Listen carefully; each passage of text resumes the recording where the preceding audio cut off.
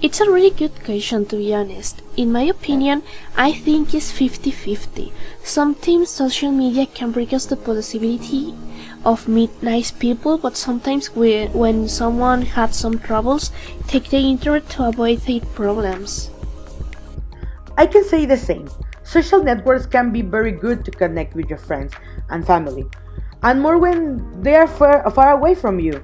But it will be a lie if social networks do not cause addictions, because the comfort of having everything in your house it is so easily to have it, so it's avoiding the real interaction. So I can say that it has its advantages and disadvantages.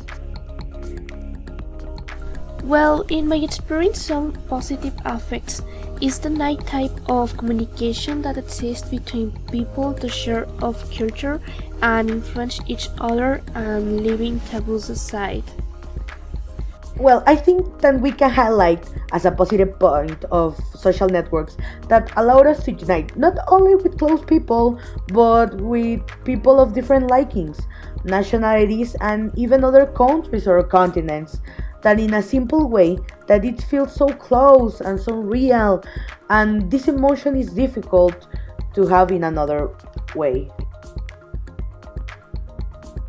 From my point of view, it's definitely the new culture of cancellation.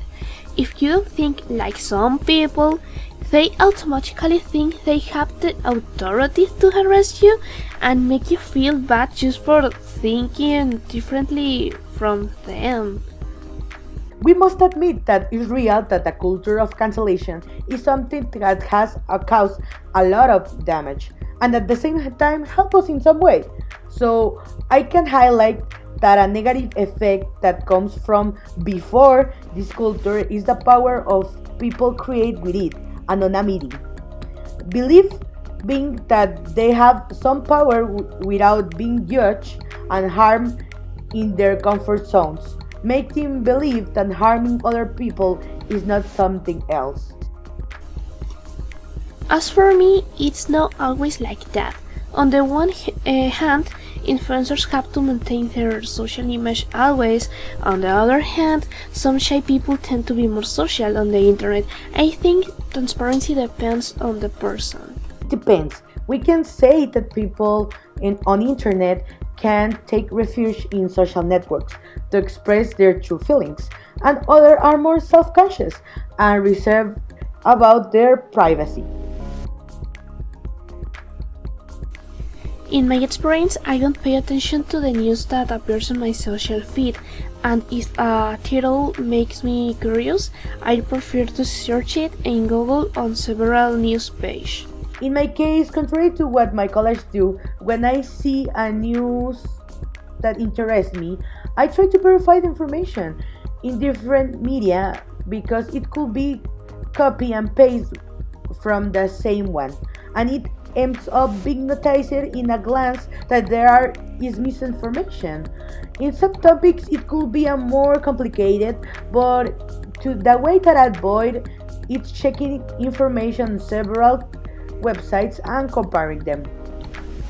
Personally, I think that social media gives us many opportunities to connect with people, but we must stop thinking about the person you are. For example, on Facebook is completely different from the people you are in real life.